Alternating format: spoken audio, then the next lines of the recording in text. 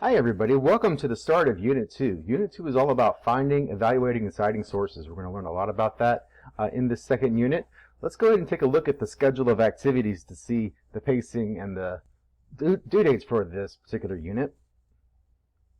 So if I pull up the schedule of activities, we are now in week 6. So you're going to start week 6 by submitting your genre analysis project to the Dropbox for the first day of the unit.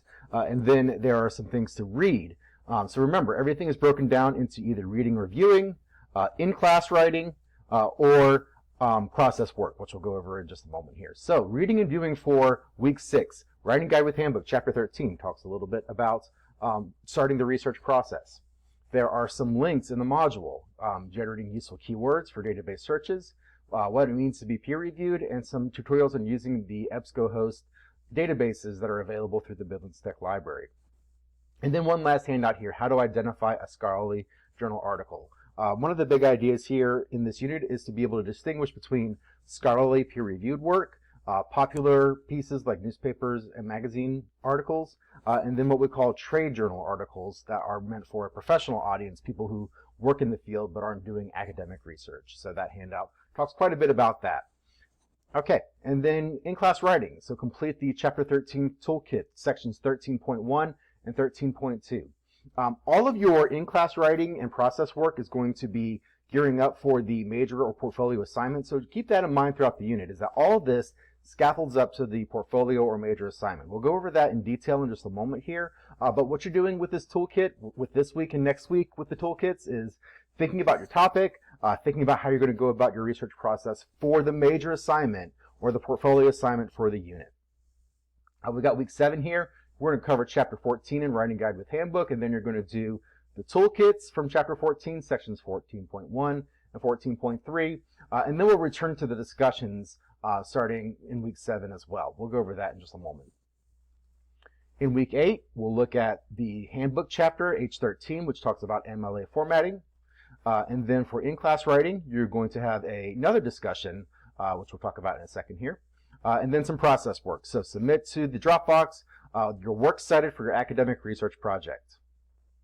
Week 9, and keep in mind, in between week 8 and week 9 here, we've got our spring break, so you'll have that week off. You don't have anything to do that week. Enjoy your time off from school. When we return from the spring break in week 9, we're still in Unit 2, looking at Writing Guide with Handbook, Chapter 19.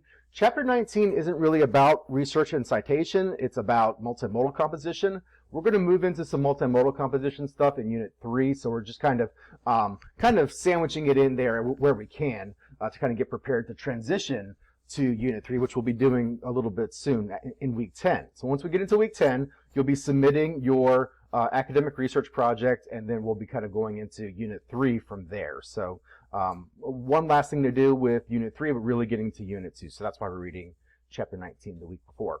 Okay, let's get into the content, just kind of go over what we're doing. So remember, you go to Course Tools, Content, Learning Content, and then you're going to find Unit 2. I apologize that my dog is barking.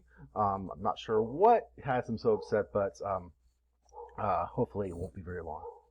All right, let's start by looking at the portfolio assignment or the major project for the unit. So if you refer back to the schedule of activities, that's going to come due in week 10. Portfolio assignment, academic research project. So if I find week 10 here in the module, there it is, academic research project. I'll probably link to this in Unit 3 as well. That way there's no confusion that you have to turn in your academic research project during week 10 at some point. So remember, week 10, we have one last thing to do with Unit 2, but we're really getting to Unit 3. So that's what week 10 is going to look like. Okay, this project, like I said at the beginning of this video, this project is all about finding, evaluating, and citing sources. The way you're going to show that to me is you're going to show me what research in your field of study, the career field that you want to go into, what research in that career field looks like. Explore what research looks like in your field of study. We're going to start by identifying a specific career field that you're interested in. You're doing that with the discussions in week 7, which we'll look at in just a moment here. Ferguson's Career Reference Center through the library, and I'm going to make sure that this is a link so that you can click on it.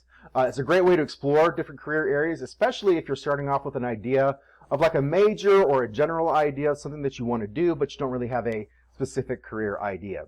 I tell students, if you can show me like a specific job listing with a specific organization of something you want to do, then that's a specific idea of a particular career field. Now I posted this in the news announcements. I've got some things in here that kind of talk about what I mean by going from a very broad career field to something more specific. So for example, you can't go to college to major in doctor.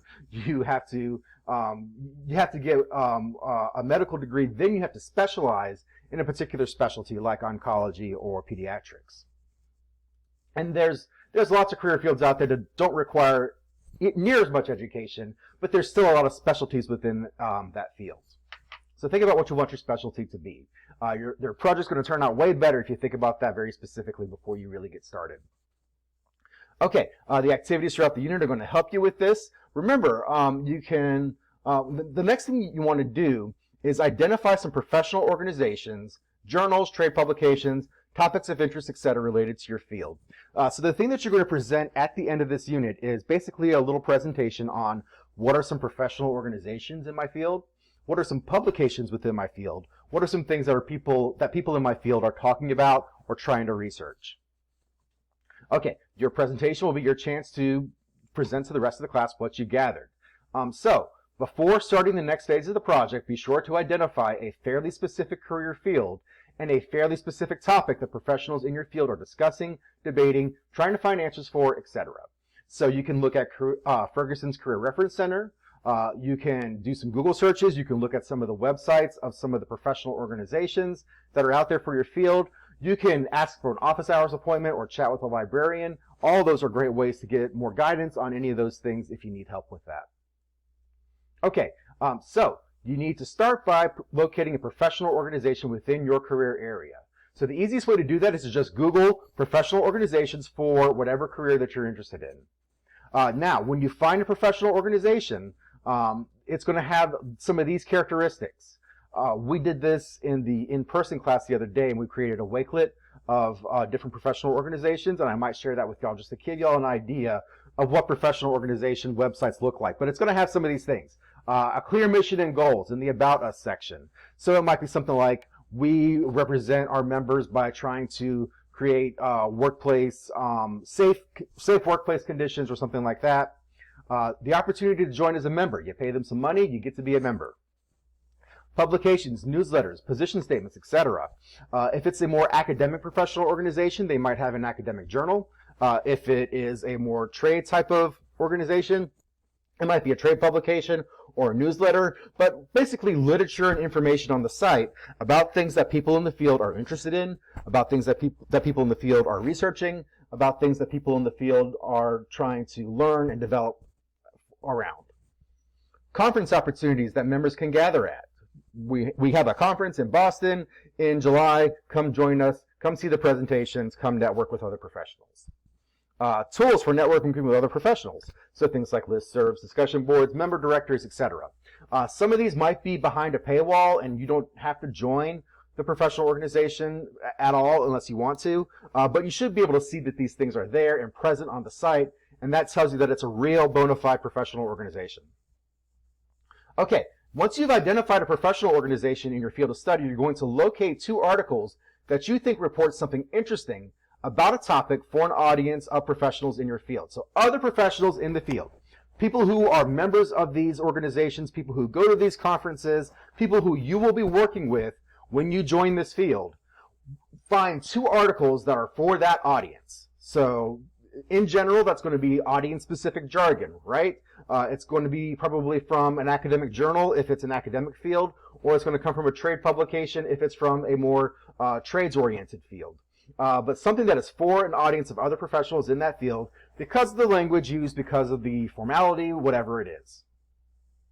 Our activities in the unit will help you identify and parse that out a little bit more specifically, but that, in general, that's what I'm talking about. For trades careers, this will likely come from trade publications. Use the How to Identify an Academic Journal article as a reference for this part. So again, that document does a really good job of showing you the difference between academic work, trade publication work, and popular work. Lastly, locate 1 popular article that does a good job of explaining this topic for a general audience. I'm talking about something from like Vox.com, Slate.com, If you're into technology, TheVerge.com, the New York Times, Time Magazine, the Wall Street Journal, some kind of newspaper or magazine, whether it be print or online, that does a good job of explaining something about this topic for a very general audience that's not in that field, that doesn't understand the jargon and the terminology. Should come from a well-established, reputable online or print publication, not just your Uncle Joe's blog. Okay, so once you've found all those things, you're going to present your findings in D2L. You're going to do that by going to Other Tools and Blog, and your presentation should contain the following. I'll show you how to get to Other Tools and Blog in just a second here. The first thing you're going to do is you're going to do a screencast recording presenting on your chosen professional organization. Go to the website of that professional organization, turn on your screen recorder, and start talking. Tell us about their website, who their members are, what they stand for, and a little bit about their publications and their conference. I'll try to post some additional free screen recording tools. Zoom works really well. It's a free screen recording tool. And you don't have to show yourself on webcam. It's just the screen recording and talking is the only component needed. Next, you'll do a second screencast presenting on one of the journal or trade publications that you found. So in that screencast, you're going to talk about the focus area of the research articles. What kind of articles do they publish? What kind of content do they publish? What kinds of topics do they talk about? Is it academic research? Is it editorials? Is it reviews of things like books? Is it something else? What kinds of content is there? What are the things that they're talking about? Who are the editors and who publishes it? So 2 screencasts on those 2 things. You're going to provide links to the 3 articles that you chose. Remember, it's 2 for a audience of professionals in your field, 1 for a general audience.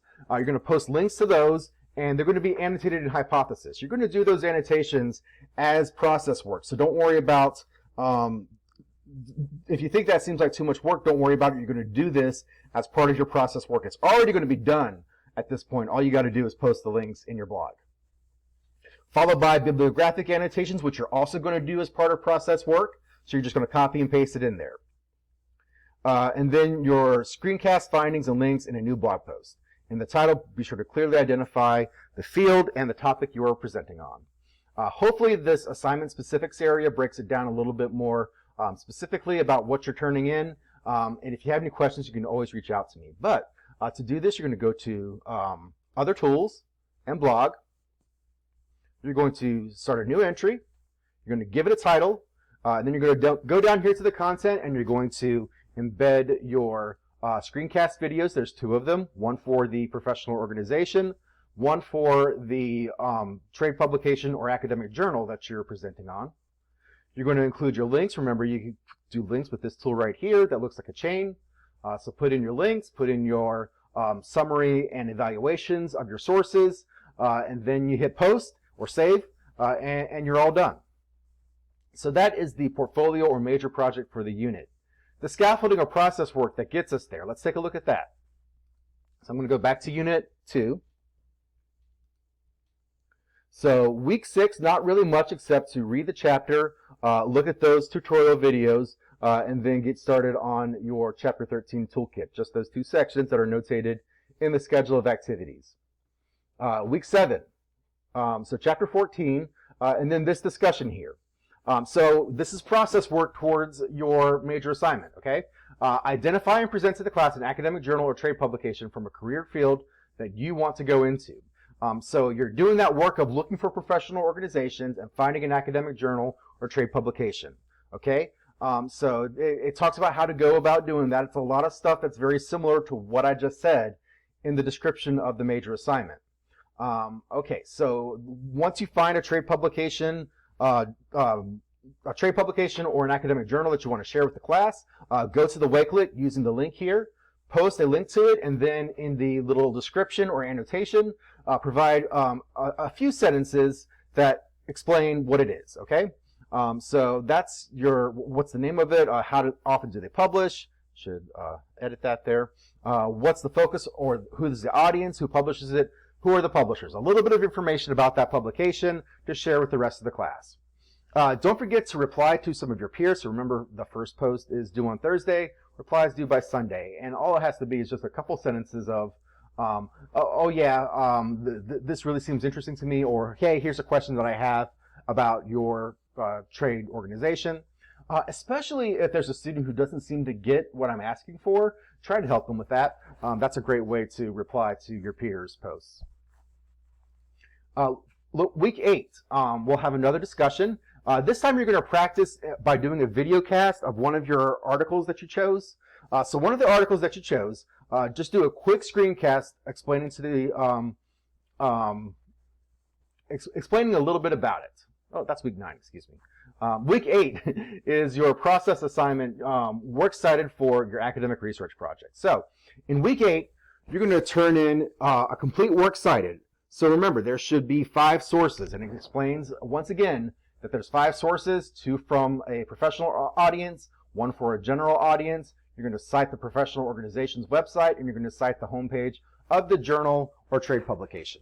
So a works cited with 5 entries. For each one of those entries, you're going to summarize and evaluate the source.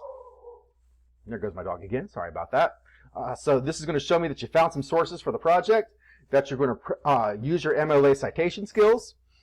There are links. So the Writing Guide with Handbook section 13 and this MLA 8 guide will help you with your MLA citation, hopefully.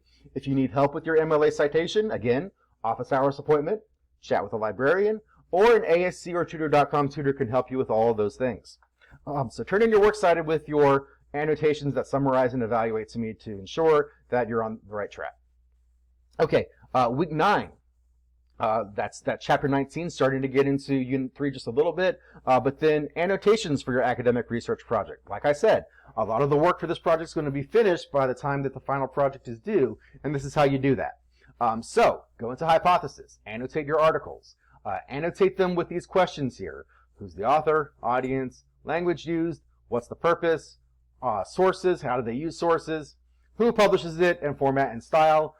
Annotate it and explain why you annotated those things in response to those questions, basically.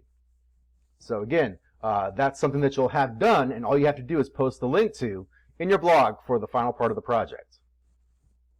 Okay, and then in week 10, the posting to the blog that I already went over. And then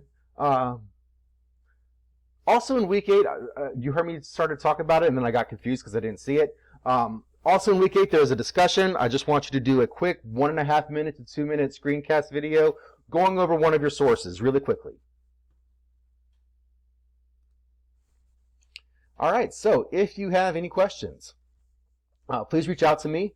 I'll be happy to set an office hours appointment with you to give you any help that you need. Hopefully this overview video gives you a good idea of what to do. Good luck. I really look forward to seeing your work and your responses in the discussions throughout the unit.